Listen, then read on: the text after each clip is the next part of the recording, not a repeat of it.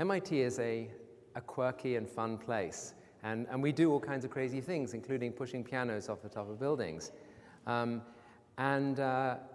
had pretty much all my career at MIT and have loved it, and I love my colleagues, and it's a wonderful and exciting place. But it's also a place that for many people at MIT is sometimes challenging and isolating and sad. I was experiencing more and more students coming to me every term struggling with their problem sets, but really not struggling because they had any technical challenges, because they were all incredibly able and talented students, but struggling because of various mental health conditions that were making it very difficult for them to do their work. So this was very much on my mind. And I thought, wouldn't it be wonderful if we could have a gallery of portraits of people who'd experienced depression, anxiety, and other challenges, pick a collection of faces of people who were saying, you know, this is me, and these are the hard challenges I've faced, and I'm proud of how I've dealt with it, and what I've accomplished, and the understandings I've come to in my life. And it seemed to me that if we could do that, then it would help those people who were feeling isolated and felt like they were struggling alone, that they would realize they were not alone. And in fact, that there were many people who had gone before and had not only come to terms with their depression, but often found meaning in it. And by the end of the term, I was just overwhelmed by the remarkable content of these stories and the degree of insight and wisdom that was shared with me, often, albeit in the face of quite tragic circumstances, but at the end, I think very inspiring and uplifting. So the first thing I learned was the extent of the pain and suffering that depression produces. And I think it's hard to imagine, to be honest. I knew that depression was a terrible thing, and I knew that it was like many other medical conditions, it was a condition that produces pain, but I don't think I had fully absorbed the degree and the debilitating nature of that pain. And I think it's something that recurs in these stories. You find it in many of them, extraordinary articulations of what it's like to be struck with depression. And ironically, how resilience is one of the very first things that depression robs you of. It's very hard to be a resilient person if you're facing depression, because it undermines all of your resilience. This is Justin, and he said this to me. He said, I told my psychiatrist recently, I don't think I could make it through another depression. Like many people, he actually suffered from bipolar syndrome, and he had managed to accommodate that and come to terms with it through appropriate medication, but he still had this terrible fear of his depression coming back and felt that it was really hard to cope with. The second thing I want to mention that for me was a learning experience was the significance of our relationships with one another.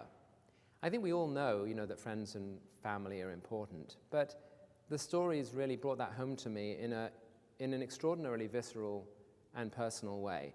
And here's one of my favorite quotes from Lydia, which I've had spinning around in my mind ever since she said it. And she said the following. She said, you don't realize what people are doing in your life, what roles they're playing sometimes until they die. And you don't know what you are holding together in other people's lives. You might not know that you are the glue holding together so much because you take yourself for granted, just like we take other people for granted. And I thought that was just an extraordinary piece of advice, wisdom, poetry. One of the things, by the way, that's important to know is that none of these pieces were written. These are all spoken verbatim in the course of a discussion and transcribed word for word.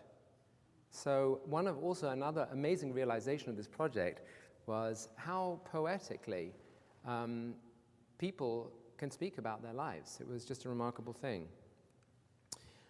I learned how much can be achieved even in the face of quite extraordinary odds. This is Taylor, who suffered a cardiac arrest early in her time at MIT, which temporarily robbed her of her ability to move, to speak, damaged her sight, her hearing, and so on. And she was able, after a very long rehabilitation, to come back to MIT and is now succeeding. And I was just awed by what she told me. She said, I've not really looked ahead too far because I'm so focused on getting through each day. I want to finish the semester with 2 classes and hopefully get an acceptable grade in both. I think that will be a really big accomplishment. Life gets better if you work at it. If you don't, if you sit on the couch all day, it doesn't get better. But if you work hard, you can make anything happen. And I think that's just an extraordinary lesson. I also learned, and this is a little more controversially, I also learned how the culture at MIT, and it's not really an MIT culture, it's a universal, American, maybe even worldwide culture, the culture of grades and numerical measures of success, whether those measures are your performance in classes, the salary you get for an internship, the number of likes you get on Facebook or whatever. All these proxy measures that don't measure the actual person and don't measure real meaning in life, but measure you up against some arbitrary standard, they don't actually fuel self-esteem. We might like to think that they create competition in a kind of market of minds, but the truth is they largely destroy self-esteem, and they cause people to feel terrible feelings of inadequacy. And these people are, of course, amongst the most talented people in the world. And Emily tells that, she says, I was in the top 10 of 1,100 students in my high school class. So she applied to MIT, and of course she was admitted. She said, coming to MIT, everyone has that stumbling block where you were the smartest person in your school. You're so used to being on top, not having to study because things come to you quickly. You hit MIT, and it's not enough anymore. And I think it's one of the ironies of our lives that the more we try and achieve, the more rarefied the circles we move into, and the higher the stakes seem to be. And the more we're likely to regard ourselves as imposters, unable to meet the arbitrary standards that are being set all around us.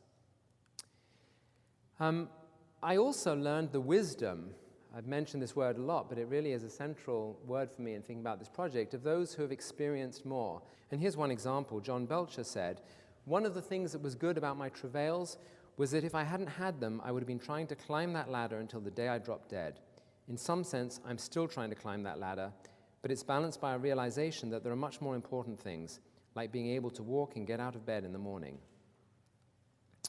And the final thing I want to mention, which for me is the most gratifying part of this project, is I think I'd hoped that these pictures and these stories would have an impact, but I hadn't realized quite how extensive that impact would be. And I wanted to just mention one story to you because I found it incredibly moving. John Belcher actually contacted me just a few days ago, and he told me that he'd received a message which he had permission for me to share with you that I want to show you. And here's what the message said.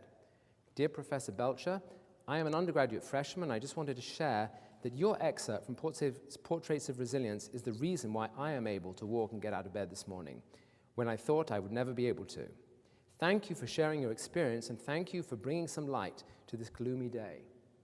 And I was incredibly moved by that, and I've had other surprises about how stories that I didn't think would resonate in the way they did somehow provided a real source of solace and encouragement and inspiration to people who were in a difficult place.